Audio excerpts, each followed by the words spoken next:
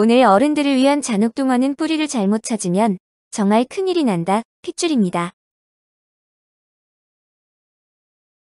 어느 가난한 마을, 가난한 집에서 태어난 남자가 있었는데 나이가 들자 자신은 본래 다른 곳에서 태어났어야 했는데 황새가 자신을 물고 가다가 실수로 이런 집에 떨어뜨렸다고 생각을 했습니다. 그리고 큰 꿈을 품고 집을 나와 도회지로 나왔는데 남자는 피눈물 나는 고생을 하면서 아주 열심히 일만 했고 20년이 흘렀습니다.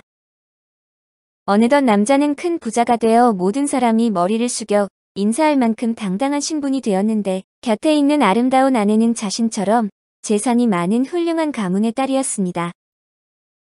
어느 날 부인은 아라비아 상인에게 샀다고 하며 진귀한 거울을 보여주었는데 상인의 말에 따르면 모든 사람은 자신의 신을 등에 짊어지고 있다는 것입니다. 백인의 신은 하얗고 흑인의 신은 검은색이며 그 사람이 태어난 땅과 혈통을 나타내며 사람에 따라 얼굴도 모습도 다르다고 했습니다. 거울을 아내에게 비춰보니 젊은 아내의 뒤에는 그녀 어머니 나이 정도의 온화하고 현명하게 생긴 귀부인풍의 신이 있었습니다. 남자는 자신을 거울에 비춰보았는데 자신의 뒤에는 형편없는 몰골에 가난에 찌든 중년 남자가 있었고 남자는 자신의 정체가 드러난 것 같아 부끄러웠습니다. 그러나 평소 아내에게 자신이 가난한 집에서 태어났다고 말했기 때문에 아내는 그다지 신경 쓰지 않는 것 같았는데 남자는 자신의 신을 보자 아버지가 떠올랐습니다. 아버지 얼굴은 거의 생각나지 않았지만 왠지 중년신과 같은 얼굴이었다는 생각이 들었는데 그 이야기를 하자 아내가 말했습니다. 언제까지나 아버님과 여동생을 버려둘 수는 없지 않아요? 고향에는 늙은 아버지와 한창 나이의 여동생이 있었는데 아내와 이야기를 하는 사이에 남자는 고향에 금이 환영하는 것도 나쁘지는 않을 것 같다는 생각에 20년 만에 고향을 찾아가기로 마음먹었습니다. 길을 가면서 남자는 아내를 너무 실망시키지 않으려는 마음에서 가난한 고향 마을의 모습을 아내에게 얘기해 주었습니다. 그러나 자신이 태어난 마을에 도착해 돌만 남은 황량한 땅에 거의 쓰러져가는 고향집을 보니 저절로 한숨이 나왔는데 길가에는 예전에 안진뱅이가 지금도 있었습니다. 남자가 말을 걸자 안진뱅이는 까마귀가 우는 듯한 목소리로 대답했습니다. 석수쟁이 프리츠 말이지.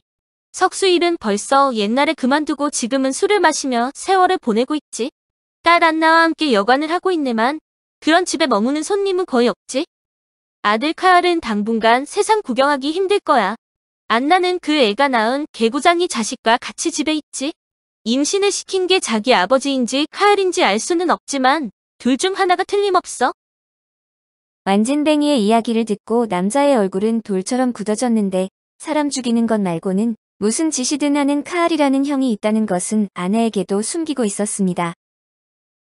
남자는 귀를 막고 싶었지만 이미 엎질러진 물이었는데 그날 밤 남자는 아내와 하인을 마을의 여관에 묵게 하고 혼자서 아버지와 여동생이 있는 집을 찾아 가기로 마음먹었습니다. 아내는 걱정스런 눈빛으로 남편의 얼굴을 바라보았으나 남편이 무언가를 골똘히 생각하는 모습을 보고는 아무런 말도 하지 않았습니다. 날이 저물자 마을은 죽음의 세계처럼 어두워졌는데 어둠 속에서 도깨비 불같은 등불이 새어나오는 집이 바로 남자가 태어난 집으로 안에서는 어린애의 울부짖는 소리가 들렸습니다. 계십니까? 하면서 문을 두드리자 여자가 나와 수상하다는 듯이 남자를 훑어보았는데 남자는 자신의 정체를 밝히고 싶은 마음이 도무지 나지 않았습니다. 남자는 길을 잃어 곤경에 빠진 나그네로 하룻밤 묵어가게 해달라고 부탁했는데 여자는 그제서야 애교 띈 얼굴을 보였지만 추악한 얼굴이 한층 더 기분 나쁘게 일그러져 속이 메스꺼울 정도였습니다. 안쪽에는 짐승 같은 것이 어둠 속에 웅크리고 있었는데 아무래도 아버지 같았고 남자는 똑바로 쳐다볼 수가 없어 눈을 돌리고 지갑을 열어 아기와 노인에게 주라며 몇 장의 지폐를 꺼냈습니다. 그리고 거울을 꺼내 머리를 다듬는 척하면서 아버지와 여동생 뒤에 있는 신을 비춰보았는데 남자는 자신의 신과는 틀리다는 것을 확인해서 위안을 받고 싶었습니다. 그러나 거울 안에는 원숭이도 사람도 아닌 흉측한 얼굴이 보였는데 남자는 고향집의 벽도 부서질 정도로 고함을 지르고 싶은 것을 간신히 참았습니다. 변변치 못한 식사를 끝내고 2층에 있는 방으로 올라갔지만 남자는 잠을 잘 수가 없었는데 한밤중에 아래층에서 짐승들이 웅성거리는 소리가 들렸습니다. 문 틈새로 들여다보니 아버지와 여동생이 기분 나쁜 목소리로 무엇인가를 의논하고 있었는데 돈, 거울이라는 말들이 들렸습니다. 그러는 아버지의 손에 빛나는 물건이 보였는데 정육점에서 쓰는 칼이었고 남자가 자는 척을 하고 있자 잠시 후 계단을 올라오는 발소리가 들렸습니다. 문을 열고 들어선 것은 여동생이었는데 칼은 들고 있지 않은 것 같았고 남자가 일어나려 하자 여동생은 징그러운 웃음을 지으며 앞가슴을 풀어헤쳤습니다. 게다가 치마 밑에 있는 것을 드러내 보이면서 남자에게 안기려고 했는데 남자는 추악함과 고약한 냄새 때문에 자제력을 잃고 소리를 질렀습니다. 그리고 여동생을 밀어내고 도망치려 하자 아버지가 칼을 머리 위로 번쩍 치켜들고 달려들었는데 이때 누군가가 밖에서 문을 심하게 두드리는 소리가 났습니다. 남자는 두 사람이 당황하는 틈을 타서 창문으로 뛰어내려 그대로 정신을 잃고 말았는데 날이 밝아 정신을 차려보니 남자는 훌륭한 침대에 누워 있었습니다.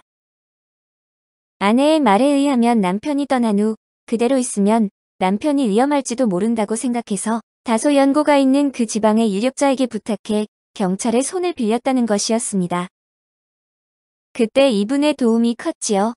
라고 아내는 자신의 뒤에 신을 가리켰는데 남자는 저런 거울로 자신의 신을 보는 게 아니었어. 라고 한숨을 내쉬며 말했습니다. 태어난 고향이니 육친이니 뭐니 하여 눈이 뒤집혀 찾아오는 게 아니었어. 두 사람이 집으로 돌아온 지 며칠 후 재판소에서 아버지와 여동생이 교수형에 처해졌다는 연락이 왔는데 예전에도 같은 수법으로 여러 번 나쁜 짓을 한 것이 탄로가 났다는 것이었습니다. 그런데 더욱 놀랄 일은 그날 밤 습격한 사람들이 20년 만에 돌아온 자식이고 오빠인 것을 알았다고 자백한 것으로 이 이야기를 들은 후 남자는 핏줄과 고향의 일을 잊고 행복하게 살았다고 합니다. 예전 제목도 잘 생각나지 않는 드라마에서 고두심이 어릴 때 잃어버린 자식을 만나면서 가족은 공유할 추억이 있어야만 가족이라고 말하면서 돌아서던 장면이 생각나네요.